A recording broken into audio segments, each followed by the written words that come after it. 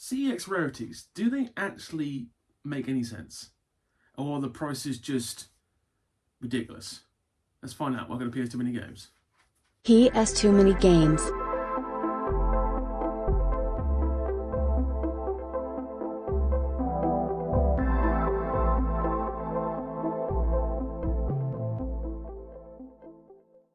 Hello guys, welcome to PS Too Many Games.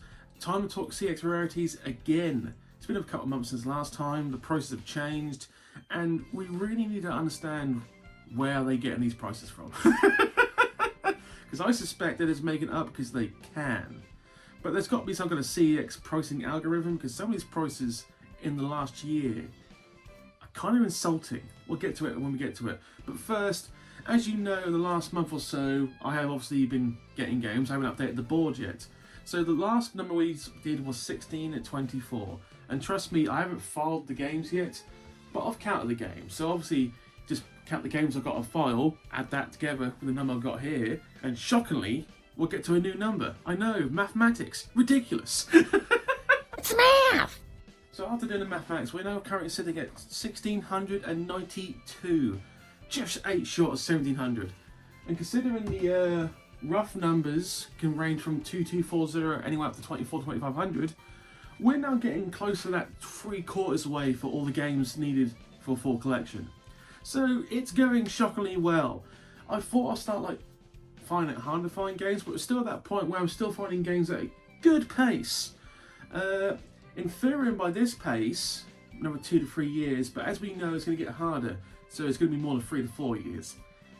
But as I stated, when we get to the point where it's so close, I will divert to something else, trying to find this stuff, because it's going to be kind of hard, showing progress when I'm still sent to the games and I can't find any. You know what I mean? It's going to be that kind of he's got nothing to show.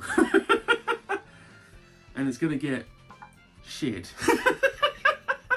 Well, shit. Anyway, Cex Rarities, we know it's just a way of them to increase the prices and justify it. That's pretty much what it is. Obviously, it started in February. Ever since then, some of these games' prices are insulting. I'm now going out of my way for the expensive games not to pay Cex, because I'm just got to that point now where it's unless I can't find it anywhere else, I don't want to pay their inflated prices. But PS Too Many Games, that can't be true. They can't have just made up the prices as they go along. I'm pretty sure they have. I mean, usually on a year-to-year basis, normal games will increase about 10 to 12% on the average. And there are some games that are rare that will go up will increase quite justly. But they are rare games. These rarities are mostly rare games. Some of them are not hard to find. Some of these rarities you can find reasonably easily. Might not sound stupid. I mean, Dragon Ball Z Budokai Tenkaichi 3, that is actually not a hard game to find. It got its own bloody platinum, for God's sake. It can't be a rare game to find. And yet they justify making you pay between 50 and 60 quid. It's not a rare game, is it? It's just a popular game which they put a price on. And before we go any further, I want to state that Cex have been fantastic to me. I mean, the vast majority of the cheap games have come from Cex. I will still use Cex. But you can't just... You've got to be honest. As much as I love using Cex sometimes I hate paying their inflated prices for some of these games which are either not as rare as they state, or are just shit. So you ask, why are you going for a full PS2 collection? Sometimes I ask that question, but I love the console as a boy. It's my second favourite console. I know, second favourite. SNES will always be my favourite console because that was my first console when I was a boy. It's always going to have pressure for treatment. But this console I've played the most. And it's... Yeah, you know what I mean? I will complete it to the best of my abilities. That's why I'm doing this. It's a hobby. I do it to enjoy it. So I'm currently waiting on 3 different Cex roulettes. I'm going to assume they're going to turn up on the same day, but knowing Cex, one's probably going to get lost in the mail. Or cancelled because they lost it in their warehouse. I mean, we'll see what it is. But I ordered different ranges of prices. I say different ranges. You know they're not going to be super rare games because you can't really do roulette with a rarity anymore because you know it comes with a manual. It kind of kills the object. But you see what I get. Someone said, why don't you use like roulette the controllers? That is actually starting to become a possibility because I can't find them anywhere. And if you go on eBay, you're not guaranteed to get the right thing, you know what I mean? I mean, eBay is probably going to become more helpful in the future, but for now I'm going to try not to use it unless I see something that's an absolute bargain. Anyway, let's get to the main point of this episode. We're going to just start going through games now, and we'll throw a commercial and then we'll keep going. So what do you mean go through games? So for those who have watched, you know that I haven't gotten to taking all the labels off. Once again, I use Gugon. I've got multiple bottles of this, by the way, so I'm going to need it. But actually, not taking some of the prices off has come up quite advantageous for this episode, for instance. Some of these games, the vast majority of my really rare games I've bought in the last year and a half for the channel. And obviously, when you buy the game, it keeps the CX price on the front. Well, that's actually quite good because we can now compare what the price is now to what it was when I bought it. Bearing in mind, I started this channel in like last year in March, so it's only been 18 months this channel. So, and some of these games I can remember where I bought it from and when. So, but some of them can't. But some of the prices increased because of the rarities is ridiculous. And we're just going to go through one by one. We're going to try to do this alphabetically, but you will be surprised. So, first game, Armored Core 9 Breaker. I bought this at Norris CX some time ago, maybe this year, shockingly enough, before the rarities started kicking in, because it's still got the original pack. So, as you can see, I paid £55 for this sometime last year. As of now, with manual, because this comes with manual, this will cost you 110 quid. This literally has doubled in price with the manual in about a year's time. Unbelievable. I don't know much about the Armored Core franchise. It's not mint, by the way. It's pretty good, it's not mint. I know nothing about the Armored Core franchise. It's not really that my cup of tea. Oh no, so like mechanized drones, and Japanese love their mechanized drones. It's a cool concept.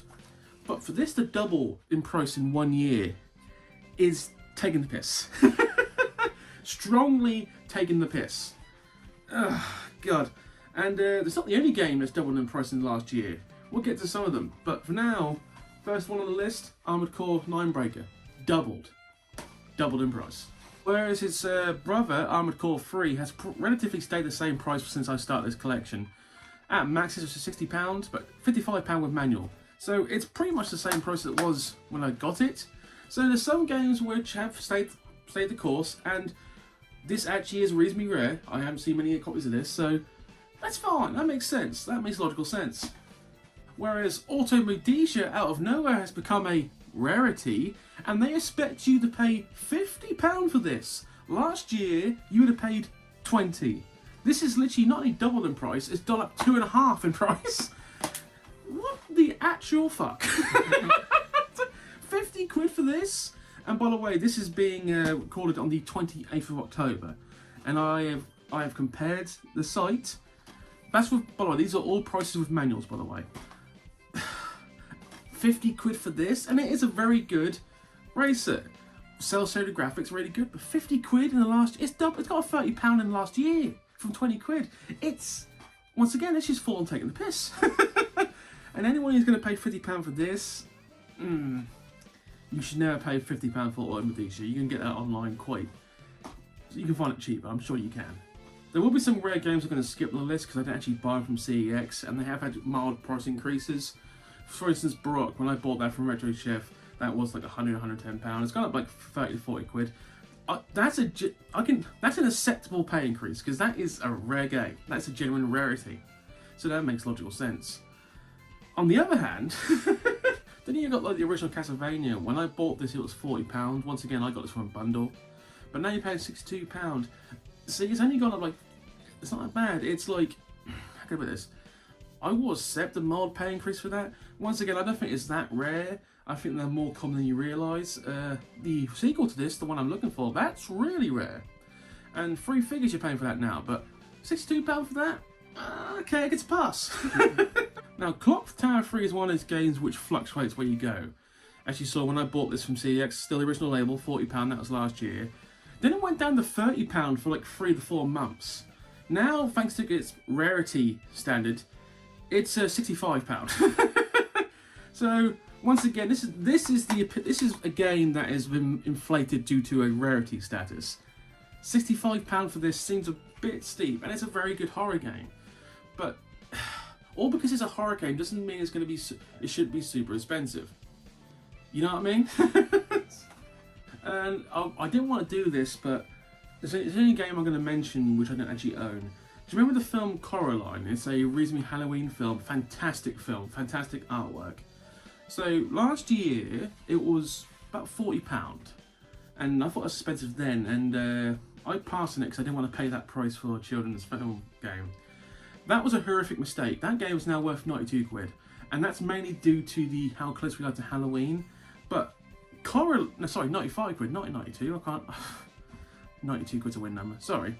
Anyway, to justify paying £95 for a children's game that is more than double in price in a year because of the Halloween status, once again, it's hard to justify. And I will not pay £95 for Coraline. I had to find out online, but that's going to be one of those games which I outly refuse to pay free figures for. That is just CEX inflation. Oh, I'm so flustered at the moment. Curse of Iris, right? When I played this, Fiverr by the way, I think I found this in a game shop. This was at just before the channel started. Ever since then, somehow CX have noticed it's a horror game, and now you're going to be paying about £75 for this. I have no idea why. Once again, because it's horror, it's expensive. It's such bollocks. Then we get to this game, Manhunt 2. Now, as you see, I paid £55 last year at CEX. I think I bought this from Great Yarmouth. Only about maybe 14 months ago. I can't remember, but it was definitely last year. This has also gone up in price significantly. For this, without the manual, you pay £50 for this without the manual. With the manual, 105 quid. Apparently, that game is only worth £50. Apparently, the manual's worth more than the game. Seriously, do the mathematics. They say the manual is worth more than the game, because apparently that's worth £55, that's worth 50 quid. Utter fucking insanity. £55 manual, ladies and gentlemen. Now we're going to throw a commercial break in right now. We're going to get through a few more games after this. I'll see you in a little while. The Sega Genesis has blast processing. Super Nintendo doesn't. So what's blast processing do?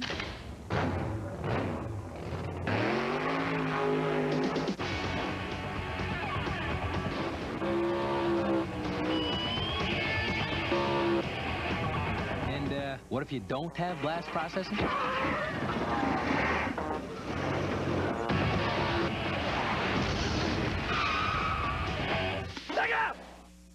And welcome back from the break. We're just going straight back into it.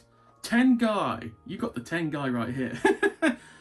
Paid £50 for it last year. Now it's £90 with manual. Once again, nearly doubled in price.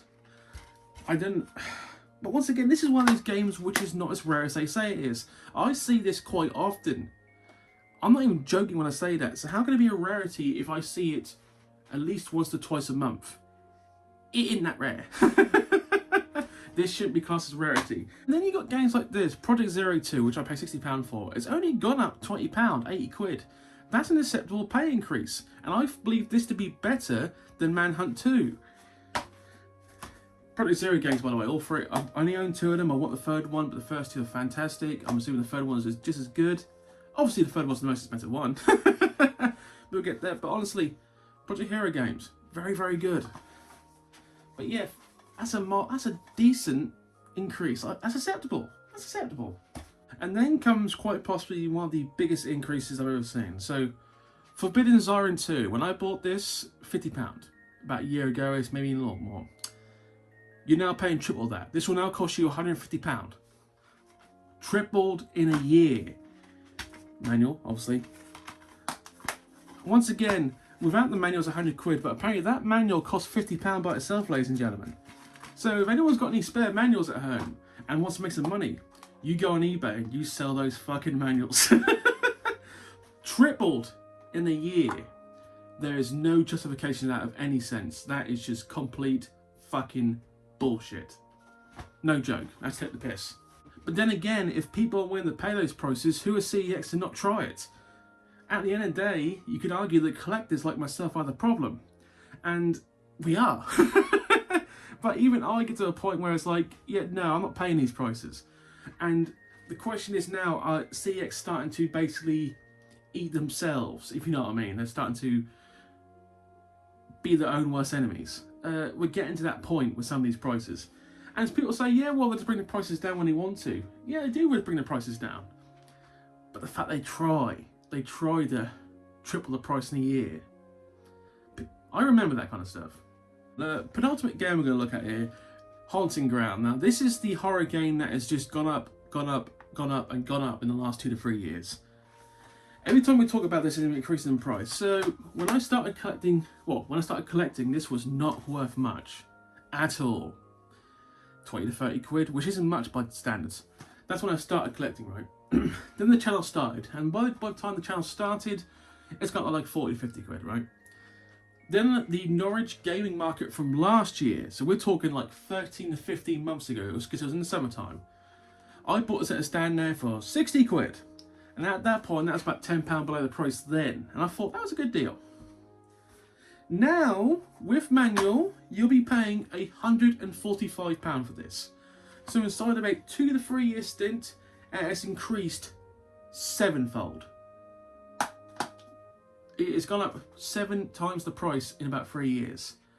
Now, 3 years is a long time, but how can a game which actually is kind of rare, I don't see many copies of this, that's true, but not the rarest of rare, this is one of the more common rares, which is such a misnomer in its own, but we're just going to let it go, How can, in 3 years' time, CEX just keep pushing?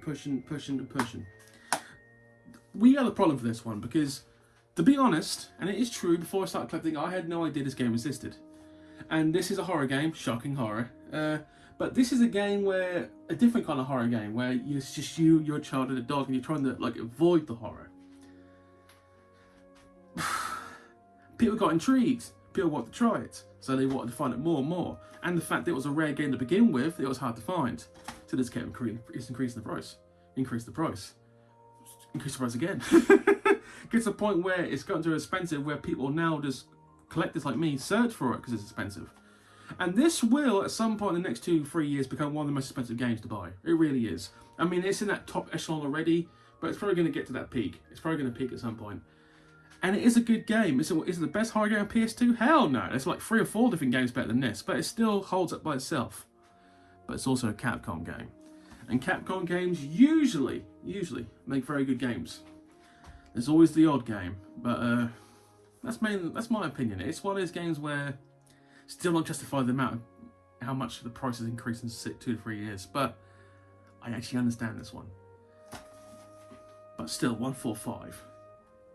Take the piss a little. But the last game, and it's not the biggest increase you've seen in this episode, it's the most confusing one. So, Wild Arms 4, we paid £55 for this, and we bought this in Falkirk last year when I was in Scotland. So literally October, 1 year. That's pretty much what it's been, 1 year, like 2 weeks. Anyway, £55 paid for this. Now, before we go any further, there are 3 PS2 games for Wild Arms. Let's remix that again. I'll say that again. There are 3 Wild Arm games on the PS2. That's more like it. I'm actually speaking properly. Wild Arms 3, 4, and the incredibly rare Wild Arms 5. That's a real rare game. That's like £150 plus, and it's been like that for a long time. Justified price. Wild Arms 3 is like £20 to £30. Not expensive, but not common at the same time. I would say Wild Arms 3 is just as common to find as Wild Arms 4. For some reason that I do not know why, this is doubled in price. This now costs you £110. Now, there are some games where it's reasonably rare. This, once again, is rare, but not the rarest thing I've seen. Multiple copies I've found in CEXs, still to find this day, find it in CEXs, but double the price for Wild Arms 4? If it was Wild Arms 5, I would kind of understand that, because that is fucking rare. But this is not as rare as they say. And it's another case of they can do it because people, for some reason, have started seeking this in the last year, I'm guessing, because the double in price is just not justified in any means. Oh, and by the way, £58 VAT manual, 110. So that's another £50 manual right there, ladies and gentlemen. I should actually make an episode of how expensive these manuals are becoming. My God. So the closing synopsis is simple. Yes, CEX do probably make up the prices as they go along. They come up as they come down. Because we know Royal of Roses come down heavily because they seem to find a fucking warehouse for them out of nowhere in Italy. But they are kind of justified because there are so many more collectors than there used to be. I mean, the last 2 to 3 years, YouTube was literally full of us YouTube collectors. And we are just seeking left, right, and centre the rarest games. I mean, every gaming market I go to is packed full of hardcore people finding the most niche of niche games. So, as popular as collecting has become, it's also giving justification for CEX to increase these prices and see if they can get away with it. And in most cases, they do. I mean, I've spent hundreds of pounds at CEX last year, probably close to thousands actually, but most of the expensive games I have not bought from CEX, you might have noticed. I mean, the most expensive game I've bought from CEX in my pile, like actual expense, maybe £80 for one game. Everything over £100 or like I've either bought from independent stores, Last Level Games, or I've gotten in bundles online, or I've made deals for. I mean, Dan the Dude, Gaming Rarities, nearly all the expensive games he's given me are more expensive than what I've got from CEX. Which will continue, by the way, because there's another one that's coming, hopefully in the month of November. But the point is, and I'm going to try and make this clear as possible now, I am now going to try and actively avoid CEX's, like, going in and try my luck. I'm going to try and go more independent. CEX is not going away totally on this channel. You will see the odd CEX episode, but it's going to be significantly less than it used to be. Because I want to actually go to more independent stores, widen the range. But once again, and I'm going to reiterate this, gaming markets are now by far the number one thing I'm going to try and do more. Because it's by far my most advantageous place to go. And it's also the place where I seem to get reasonably lucky. Now, gaming markets for this year have pretty much, not so much ended for general, but for me. I missed the one in Cardiff. There is one in Nottingham. Again, different gaming market. But Christmas is coming up and I cannot justify wasting money. Well, I say wasting money. I cannot justify spending money at gaming markets at the moment because there's a lot of expense happening. Between Christmas stuff, people's birthdays, wink wink, you know who you are, and other things, I can't justify that. And I've already made, as I mentioned, 2 sizable plans to buy bundles from 2 people. That is still happening, by the way. I just gotta choose my moment. And I've already committed with Dan to going to a specific shop that we've been trying for the last year. So, rest of the year is pretty much planned out. In with that saying, maybe I may, good lord, how can I put this? I may skip a week, not because I don't have the money, but I have nothing to speak about. That might sound stupid, but I'm not going to make up, I'm not going to, oh God, I'm really struggling for words of this. I'm not going to make episodes that are going to suck. I'm not blowing my own horn, but this episode I've been wanting to do for like the last month. I've been putting it off, but now I had the moment, I actually got what I want to get out in my mind. So, to summarise, Cex Rarities I'm still not a fan of. I still think that they just have another reason to inflate prices even further.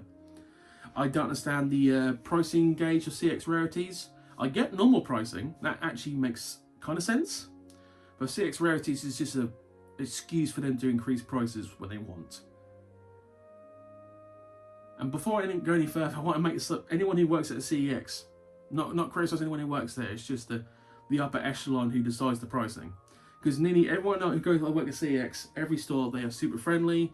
The vast majority of them actually probably want to work there. Apart from some stores, Peterborough. I will not forget Peterborough. The original one, the newest one I haven't tried yet, but apart from 3 CEXs, every CEX I've been to, they've been super helpful, knowledgeable, and just friendly. So I will still use CEXs when I need to, but I'm going to try and avoid buying the Cex Rarities because I've got other places to get them. So anyway, that's the end of this episode. It's been a bit of a long one. And I could have gone through a lot more game price increases, but I didn't buy them from CEX, so I can't really show you the sticker. And just, like, so you can tell I'm not making it up. Anyway, thank you for watching. Please comment and subscribe.